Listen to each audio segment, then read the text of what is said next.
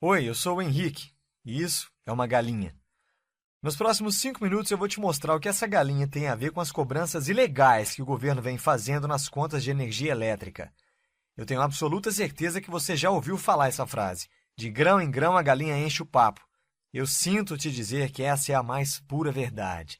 E nesse cenário, a galinha é o nosso querido governo.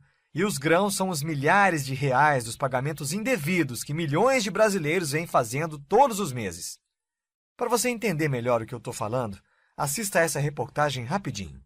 Tem imposto sendo cobrado a mais na conta de luz que a gente paga e tem morador da região que já ganhou a causa na justiça.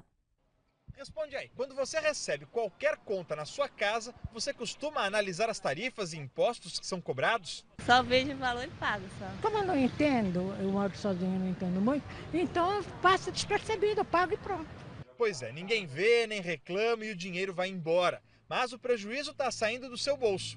Nas contas de luz, o governo está cobrando o Imposto de Circulação de Mercadorias e Serviços, o ICMS, de praticamente tudo, quando por lei só poderia cobrar do consumo. A lei é clara em dizer que só existe a cobrança do ICMS quando nós falamos sobre tarifa de consumo.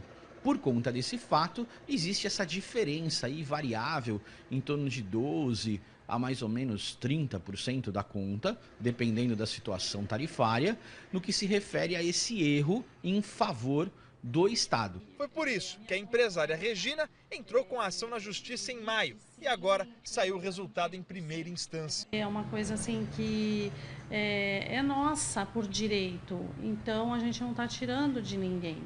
Então eu acho que isso é que vale a pena, a gente tem que lutar por aquilo que a gente acredita, né?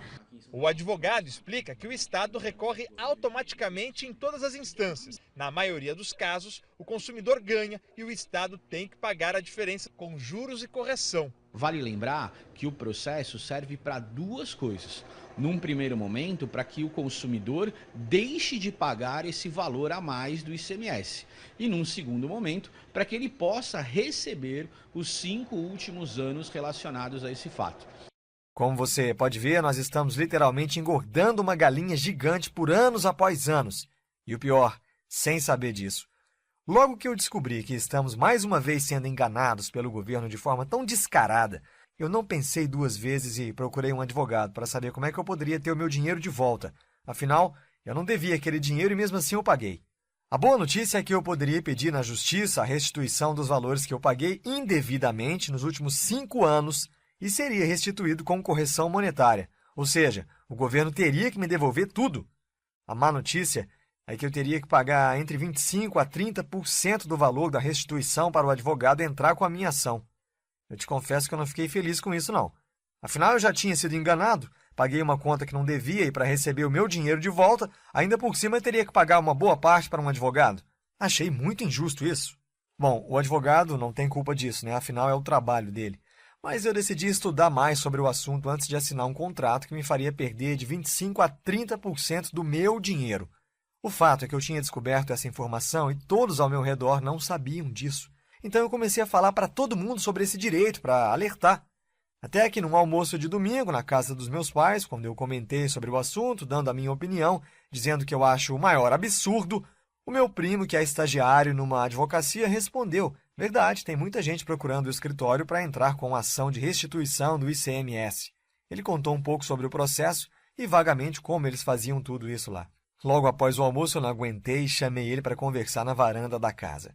Foi quando eu enchi ele de perguntas sobre como era exatamente o processo que teria que ser feito. Enfim, eu queria saber literalmente de tudo.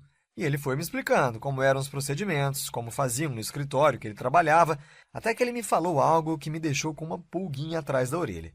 Ele literalmente me falou com essas exatas palavras: se você quiser, eu junto a documentação e dou entrada na ação para você. Na mesma hora eu questionei e falei: você não pode, você não é advogado ainda. E foi aí que ele me respondeu: e quem disse que precisa ser um advogado para entrar com essa ação? Qualquer pessoa pode entrar com a ação. Basta ter os documentos e formulários corretos e seguir um passo a passo simples. Ele tinha feito uma pequena lista e escreveu de forma simples um pequeno passo a passo e me entregou a folha. É exatamente isso que você precisa fazer para entrar com a ação de restituição de ICMS.